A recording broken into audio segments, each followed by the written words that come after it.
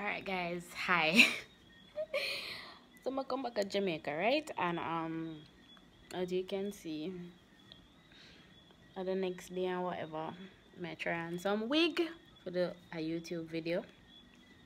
And I'm so pissed because guess what? Like the flight that I took was with Fly Jamaica. Let me make sure I'll sit down. Forgive me that story here. So the flight that I took was with Fly Jamaica, right? No, I've never traveled with them before, but it was the cheapest flight, right? It was like for $400 and something dollars. Even though I bought it from like 3 months before, mind you, that's still significantly cheap. So, anyways, I was supposed to come back the Sunday, and around the Thursday, I got a call while I was in Pennsylvania, saying that they're calling from the airline to tell me that there's been some changes to the flight and whatever. So I was like, okay, what you mean by that? Because remember that I live in Pennsylvania and I would have to be driving to JFK to catch my flight to come back to Kingston. So the man said to me, say, alright, the flight's supposed to leave 12, but instead it's gonna be leaving at 11, so 1 hour earlier. So I was like, okay, fine, that's no biggie. He then goes, ma'am, unfortunately I have another bad news for you. So I said, what? Him said to me, say, the flight is no longer going to be a straight flight. It's going to be going to what was the name? Guyana. It's gonna be going to Guyana first before reaching Jamaica.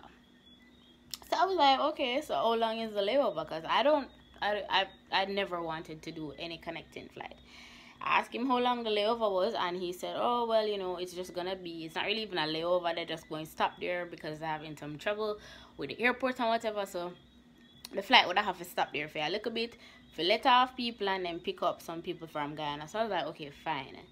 Guys, me never even know say I saw Guyana far. Like, me hear Guyana, so you know, I was thinking, okay, it's the Caribbean, ain't gonna be too far. Literally, I was on that plane for 10 bloody hours. I kid you not. I sit down till my bottom burn me. When we reach the airport at JFK, I didn't have a problem going like through security or whatever, thank God, because my airport don't agree. Sit down when we leave, the flight leave 11 and we reach Guyana probably about 3:34. Never reached Jamaica till after 8. So when we land, it was like 8, almost 8:30. So you know, I am so tired. Mind you, I don't live in Kingston, boo. I do not, okay? So when I get my pickup at Norman Manley International Airport in Kingston, Jamaica, it's another hour and a half drive until I reach my actual yard. So you know, the journey done. Alright, so you know, I think this is going to even probably be one separate video. This is a rant, god damn it. Okay, so yeah. And the rant, my earth for Fly Jamaica. So anyways, I come off the plane and I was like, oh yeah, thank you Jesus, Jamaica. Like, I'm so glad to be home. Reach now, if you never fly before, when you come off of the plane, you go through the long ass walk to go to the baggage place. So you go pick up your baggage. Me is a small amount of persons was on the flight, by the way, because oh, I forgot to tell you that when they did call to tell me that, or the flight, there were some changes to the flight, they called back to give me an alternative flight, which would have been for the following day, that would be straight. But because of technicalities, and that was a Monday, and people in Mufi carry me to the airport, and people pick me up at Jamaica would have to go to work, that would not have been an option for me. I wanted to come back on a weekend, so that I would not be inconveniencing anyone. So guys, back to the carousel now. So me go now for pick up my luggage. Come off my plane now. Me come down with 3 suitcases, carry-on, and 2 suitcases that were checked. So I have my carry-on suitcase and I have my knapsack on my bag. Strut, bossy. Me and probably about 20 other persons were standing there. Nobody was in the customs line, because when you pick up your bag, the customs officers are right there, because they have to like search your luggage to make sure you don't come back with no drugs and charge you 1 bag of money for the little chup pants them where you buy a foreign. So stand up there now. See nothing not happen when I see no bag or run pan the thing for pick up. When we didn't know pick it up, we realized like, okay, it open and bags are coming out and whatever. But I realized that it's like only the persons that were in first class and like a few other persons. this lady, she was standing beside me, and like she collect one bag and she was standing there like waiting for another, only to see the baggage thing, it stopped spinning and the doors closed. Like, okay, like seemingly there are no other bags. So me and everybody else on the flight were like, okay, what's going on? So, you know, we're standing there all impatient and shit, and we're waiting, guys. No bag, no comma. If this lady never go up and go over to baggage claim where the Caribbean Airlines girl was, to ask her, yo, one of my wheel broke off from my bag, what me can do to get reimbursement, and plus my other bag will come out yet or whatever.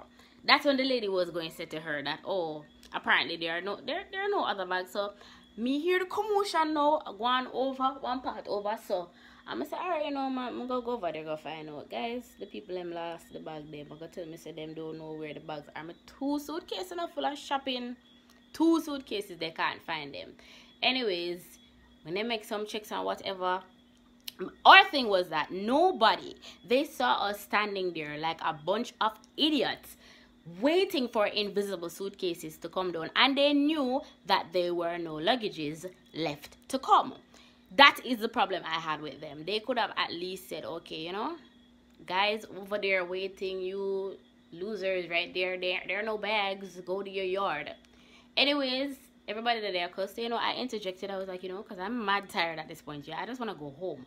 Please, can I know what is the procedure now, way forward? Where's my bag, whatever? They said apparently the bags have been left in New York. Not, because we were thinking at first that maybe the bags were left in Guyana, because we did see when some bags came off. The lady said, oh no, and the mannerism on these persons, like persons just lost their bags. Persons were complaining about their medication and whatever, and this is the face. Customer service in Jamaica is real shit. Like this is the face of a person, like where they're complaining and whatever. You caught, I was one of the time I was like beckoning to the lady to ask her something. Oh no, she don't even look at me.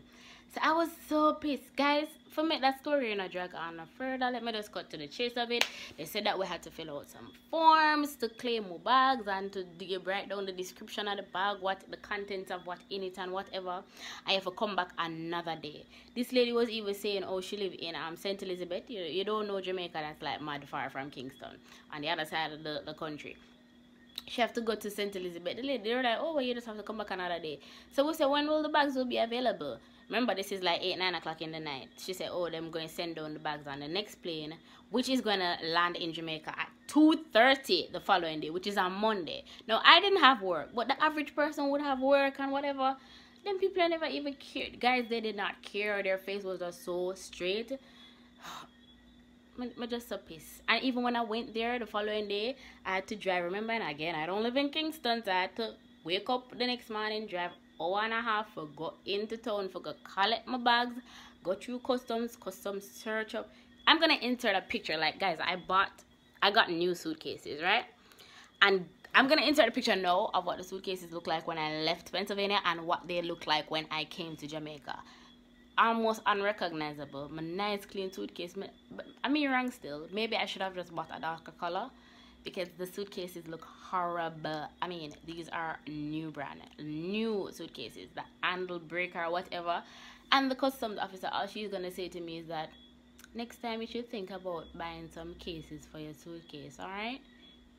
I'm like, I say, what? I'm like, dude, what's you saying? Guys, all in all though, nothing much never breaking in my suitcase. It could have worse. Them never steal anything. Them never charge me for anything. But I don't like traveling. Until next time, guys. I hope you guys loved this little vlog series. And that was my story time. I'm lucky 'cause I live in